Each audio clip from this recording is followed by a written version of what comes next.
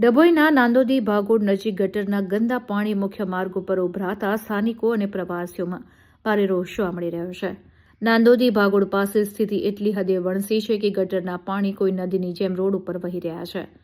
દ્રશ્યો જોતા એવું લાગે છે કે જાણે કોઈ મોટી પાઇપલાઇન ફાટી ગઈ હોય. ગંદા પાણીના ભરાવાને કારણે સમગ્ર વિસ્તારમાં અસહ્ય દુર્ગંધ ફેલાઈ છે. સ્ટેચ્યુ ઓફ યુનિટી જતા હજારો પ્રવાસીઓ હેરાન પરેશાન થઈ રહ્યા છે.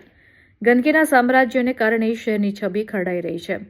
સ્થાનિકોના આરોગ્ય જોખમાય તેવી સ્થિતિનું નિર્માણ થયું છે. તો આસપાસની સોસાયટીના રહીશો દુર્ગંધ અને મચ્છરોના ત્રાસથી ત્રાહિમામ પોકારી ઉઠ્યા છે. લોકોનો આક્ષેપ છે કે જનતાના પૈસાનો વેડફાટ થઈ રહ્યો છે, પણ નક્કર કામગીરી કરવામાં આવતી નથી, જેથી સ્થાનિક રહીશોએ ગંદા પાણીના નિકાલ માટેની ઉગ્ર માંગ સાથે રજૂઆત કરી છે.